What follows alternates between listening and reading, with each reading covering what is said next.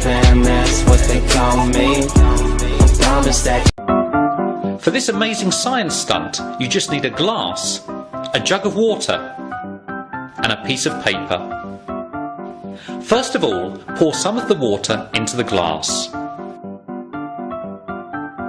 Now, carefully place the piece of paper over the glass and turn everything upside down. Amazingly, the paper will stick to the glass. But what's really incredible is if you keep the glass completely horizontal, you can even remove the paper and the water will stay inside the glass. However, the moment you tip the glass, all of the water will come out. But do remember to practice it before trying over anything valuable.